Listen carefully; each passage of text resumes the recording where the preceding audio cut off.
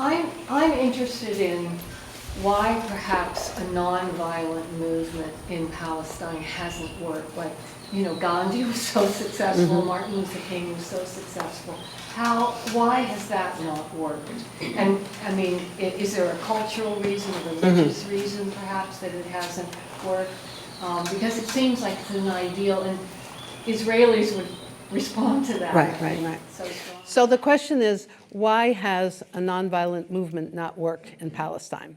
So it's interesting to me because when I look at Palestinian resistance, I see all different levels of resistance.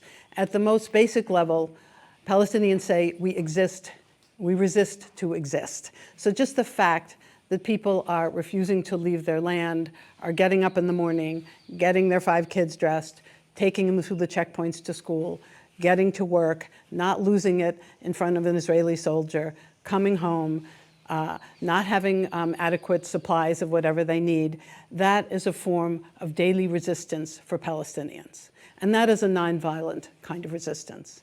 You also see a huge amount of cultural resistance. There are Palestinian artists, there are Palestinian poets, there are Palestinian novelists, there's Palestinian music. There is a whole cultural resistance that occurs in Palestine. So I would disagree with the idea that nonviolent resistance hasn't worked. Palestinians have a long history of, refusing to pay taxes, for instance. Or if you look at the Great March of Return, thousands and thousands of Palestinians every week march to the borders of Gaza. And they almost all of them were nonviolent. And they had weddings there, they had celebrations there, they had chants there. And they were met by Israeli snipers shooting them in the legs. There was a policy of shooting them in the legs, creating an enormous amount of orthopedic injuries. So for me, the question is, why is the perception that the Palestinians are violent and the Israelis are not? Because the level of violence that Palestinians face on a day-to-day basis is so extraordinarily high that I think it's a miracle that they have been as nonviolent as they have been. And so part of what I'm hearing from you is the idea that Palestinians are violent and the culture is violent, when that's part of the propaganda. And it's not really what you see when you go there. And it's so interesting, because when I started doing this work, I had Israeli friends say, do you go with a soldier and a gun and you got to protect yourself against these people? And I was like, actually, I feel very safe there. And actually, the people that really scare me are the 18-year-olds at the checkpoints that I stand in, and I don't know what they're going to do because they do really violent things to people. And I'm standing in a crowd of 100 people who've just waited for 3 hours for this kid to open up the checkpoint, and none of us have guns, and he's the one with the gun. So it's so interesting to me that the perception is that Palestinians are somehow inherently violent. And that's partly the racist propaganda that we have, and also what makes the headlines. It bleeds, it leads kind of thing. So if there's a Palestinian who does something violent, which Palestinians do, we hear about it. If 100,000 people get up in the morning and don't lose it at a checkpoint, we don't hear about it. But those people are practicing nonviolent resistance. So I would sort of reframe how I think about that based on my personal experience and my experience of Palestinians. And the thing that is really an example of that is that in 2005, there was a call for boycott, divestment, and sanction of Israel.